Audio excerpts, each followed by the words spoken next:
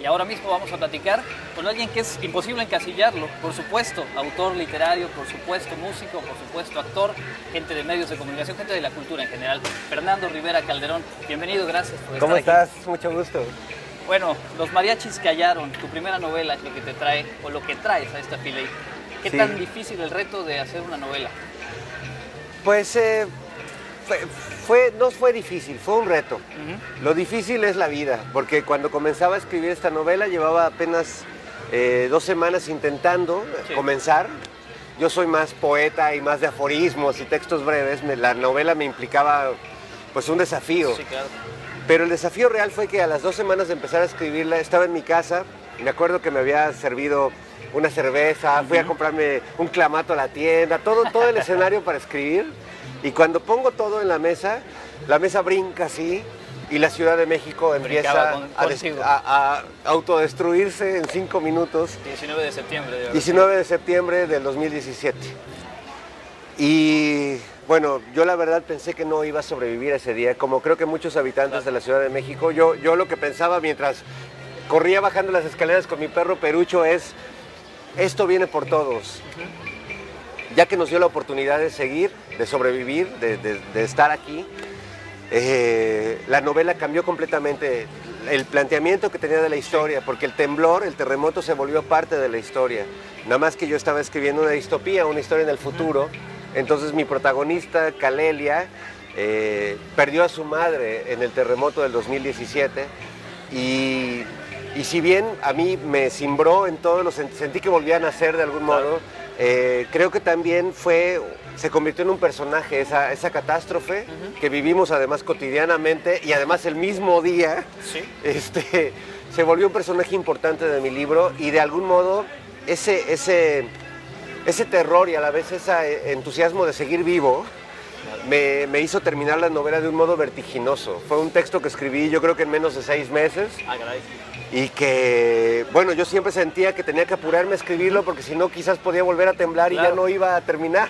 Y esa es una preocupación que de pronto, conforme avanza el tiempo, se va desprendiendo, pero que los primeros meses está ahí latente. No. Y cada que la alma se dispara, sea real o sea fake, es la misma regresar a contar los días y a recuperar. 6 meses entonces para escribirla, nos llevas al México de 2026. Así es.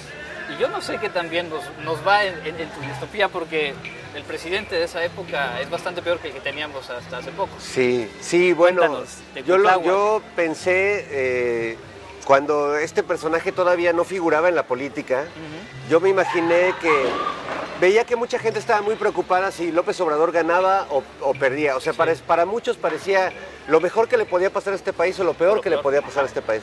Y yo empecé a generar una inquietud de que decía, es que a mí no me preocupa López Obrador, me preocupa qué puede pasar después de López Obrador. Y uno de lo que podría suceder es que podría llegar como un Trump, ¿no? Es decir, ¿quién sería un Trump mexicano? Bueno, Cuauhtémoc Blanco, ¿no? Escribí la novela pensando que en el 2026 Cuauhtémoc Blanco gobernaba este país y cuando la novela se fue a imprenta, Cuauhtémoc Blanco se lanza de candidato a gobernador. Tú empezaste a escribir y decidiste que ese era el presidente del 2026 antes de que fuera candidato a gobernador. Tuve una cierta intuición. Hombre. Y de pronto se lanza a gobernador y gana apabullantemente.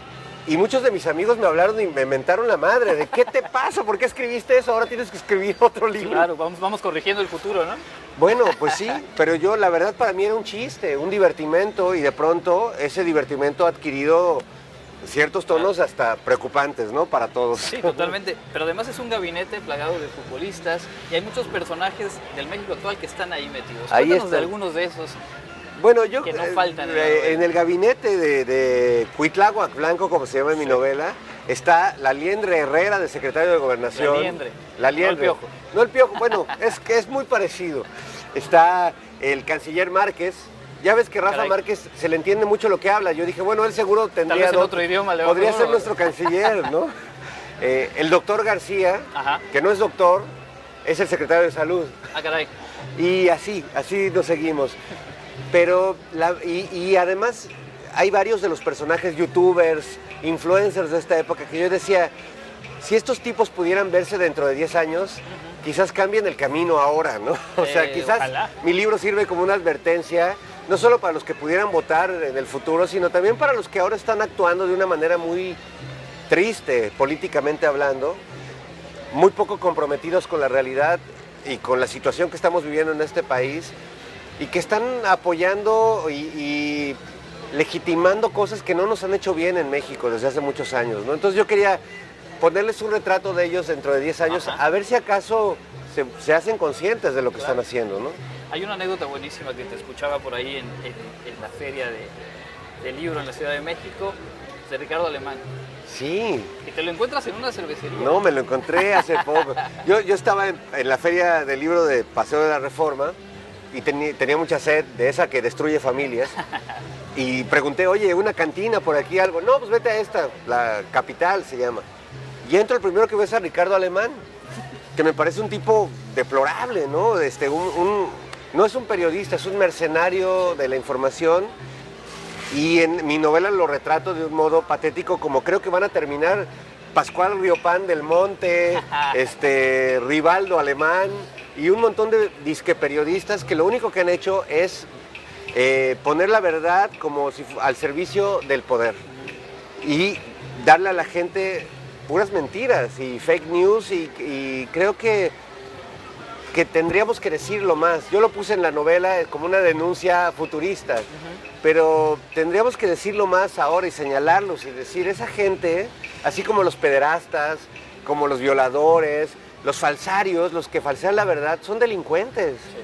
Y ahora se las dan de víctimas de este régimen, ¿no? La verdad me parece terrible. Yo creo que como ciudadanos tenemos que tener muy claro quién nos está vendiendo gato por liebre y de dónde surgen las verdades, que es la gente, a ras de suelo, ¿no?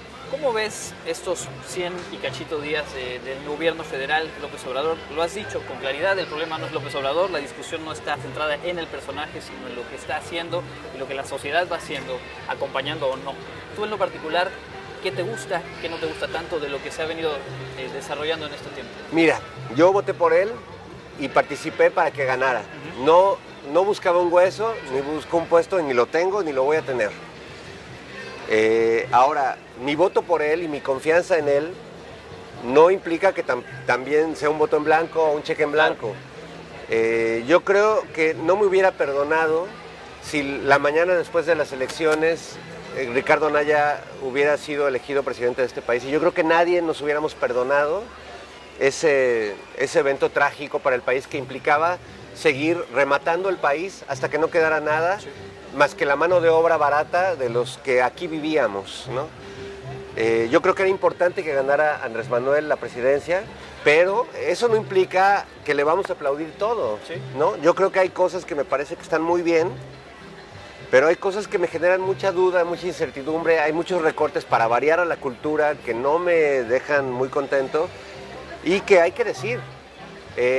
También es un periodo complicado porque hay una resistencia, y esos viejos periodistas del régimen que recibían su chayote están muy dolidos, están muy necesitados de un nuevo incentivo para seguir enriqueciéndose, y hay muchas campañas que confunden a la sociedad.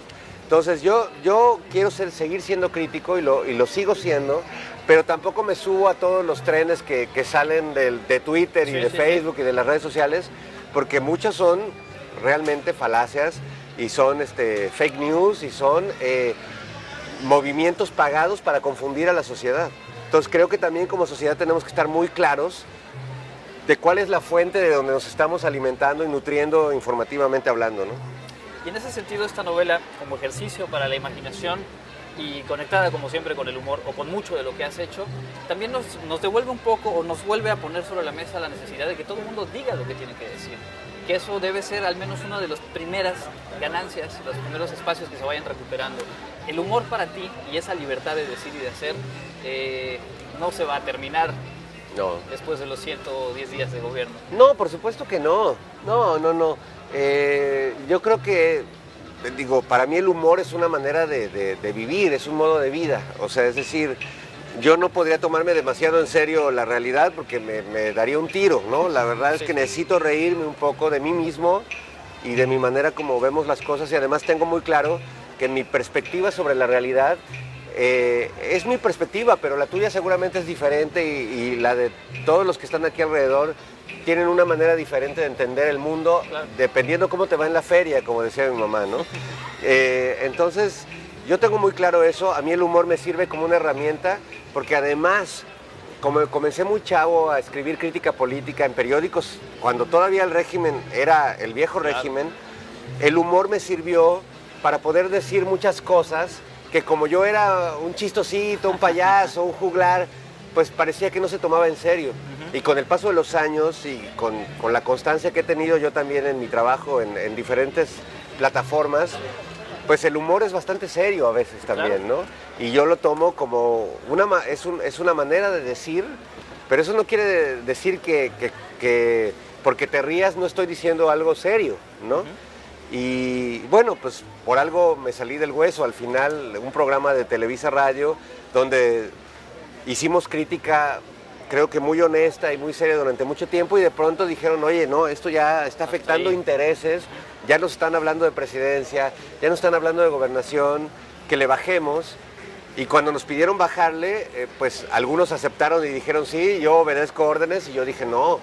O sea, yo trabajo para la sociedad, aunque ustedes me paguen una lana por mi trabajo es para la sociedad. En los medios de comunicación yo creo que muchos deberían entender eso, que no es tu jefe el de la empresa, es a quien te diriges. Y nos dirigimos al público, a la gente, y la gente, pues aunque a veces arriba creen que la gente es pendeja, perdón por decirlo de esta manera, la verdad es que la gente es mucho más inteligente en este país ahora que hace 20 años o 30 años, ¿no? Cierto, y eso tiene mucho que ver con el aporte de personajes como tú, que han venido apostando por la cultura, por la inteligencia, por el humor, y que han ido llenando esos espacios que antes eran complicados. Ahora hay un poquito más de apertura y te vemos en Tsunami, tenemos La Hora Elástica y tenemos muchas cosas.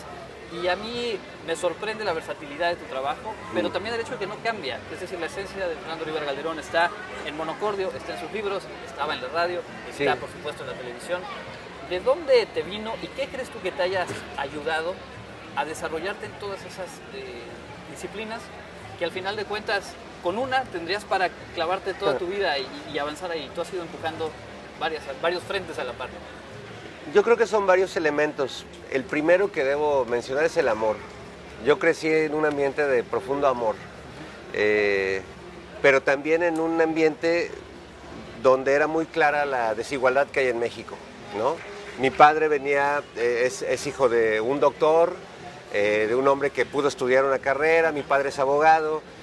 Vivían en una colonia muy popular que era la colonia Moctezuma en la Ciudad de México, pero mi padre era el hijo del médico, ¿no? Era un chico acomodado, digamos. Mi madre viene de una situación muy complicada. Mi abuela nació en Huetamo, Michoacán, vivió una situación de violencia terrible. Ella personalmente tuvo que migrar a Arcelia Guerrero, ahí nació mi madre. Tuvieron que salir de Arcelia Guerrero. La familia se tuvo que dispersar porque mi abuela no tenía cómo mantener a todos sus hijos. Entonces mi mamá tuvo que vivir en casa de un familiar, otra tía tuvo que irse a un internado, otro tío. O sea, fue una situación como la han vivido millones de personas en este país, muy difícil. Entonces, en medio del amor que yo recibí cuando fui niño, de estos dos personajes maravillosos y mis abuelas, creo que de una manera inconsciente me fui haciendo consciente de una realidad, de la desigualdad enorme que vivimos en México, del gran trabajo que tenemos que hacer los privilegiados que tenemos acceso a una carrera universitaria, a un alimento 3 veces al día. No olvidar que eso que para ti es normal, que para mí puede ser normal, es lo imposible para más de la mitad de la gente que vive en este país. Y todo esto rodeado por un gran amor de estos seres tan disímbolos y venidos de lugares económicos y sociales tan distintos, tan distantes. Creo que me convirtió en el escritor que soy, en el poeta que soy, en el cantante, compositor que soy. Trato de ser agradecido con el país de donde vengo y con la gente de mi país, que no es la gente de mi barrio en Coyoacán, que no es la gente que vive bien en la Ciudad de México, que es la gente de Guerrero, de Michoacán, de Veracruz, de Oaxaca, de Sinaloa. Es decir, yo sí aspiro a ser un mexicano enamorado de mi patria, que no soy el que dice, yo vivo aquí porque aquí estoy bien y aquí, Claro. y que los demás se chinguen. No, me importa lo que pasa, porque creo que somos muchos Méxicos y que es tiempo de empezar a vernos de frente y asumir y no decir, no, yo no soy como tú, a mí me fue bien. No, Claro. no, a mí me fue bien porque a ti te fue mal. El que muchos tengamos estos privilegios también tiene que ver con que mucha gente no tiene que comer, no tiene acceso a la educación pública, viven completamente manipulados políticamente. Entonces yo sí siento una gran responsabilidad social que va mucho más allá del trabajo que hago para pagar mi renta y mis necesidades, Sí, claro. ¿no? Para mí es un compromiso con mi país, con mi gente, con el recuerdo de mi abuela, con el recuerdo de la gente que me ha dado todo, sin tener, al parecer, o a los ojos de otras personas, sin tener mucho que dar en términos económicos. Por eso me encanta la frase de Joaquín Sabina que dice que hay gente tan pobre que solo tiene dinero. Porque yo la gran riqueza que he tomado de la vida me la ha dado gente que no tiene dinero justamente. Y para ir cerrando y pensando precisamente en esto, tú planteas un México en el 2026 que ya quedamos claros que no es lo que quisiéramos ver. No, de ninguna ¿Cuál es manera. el México que sí te gustaría ver Ah, sin caer en ese lugar común? Algunas cosas concretas, quizá pequeñitas, que pudieran empezar a reconstruir este país en otro sentido. pues me gustaría vivir en un país que aprendiera a mirarse a sí mismo y no nada más a verse, a ir como los caballos en una carrera, mirando nada más al frente y lo que a cada quien le conviene. Me gustaría vivir en un país que aprendiera a reconocerse en el otro, que aprendiera a mirarse en los ojos de otra persona, que fuéramos un país más empático y que recuperáramos. No quiero ser moralista, pero sí creo que hemos perdido valores humanos muy trascendentes. El priismo nos enseñó que la moral es un árbol que da moras, ¿no? Y creo que lo aprendimos muy bien y tenemos que desaprenderlo. Y tenemos que desaprender el machismo, y tenemos que desaprender la homofobia y la misoginia. Nos han enseñado durante décadas que eso es lo que hay que ser, y que el que no tranza no avanza, y que tú sálvate y que los demás se chinguen. No, tenemos que reconstruir una nueva moral ciudadana, una nueva ética ciudadana que nos permita entendernos, comprendernos y aprender a ponernos en los zapatos, en los tenis o en los guaraches del otro, ¿no? Pues Fernando, yo creo que muchos compartimos esos mismos objetivos. Esperemos que esto se vaya construyendo y probablemente en el 2026, cuando volteemos para atrás, no a esta fecha, sino un poco atrás, vamos a encontrar parte de la raíz de esos cambios en trabajos como el que tú has venido haciendo desde hace tiempo. Y eso te lo Ojalá, agradecemos. ojalá así sea. Muchas Fernando gracias. Rivera Calderón, muchísimas gracias. Gracias a ti. Pues amigos, es Vida de Letras, es la Filey 2019. Tendremos mucho más que compartir. Síganos a través de las redes sociales porque tenemos más para ustedes.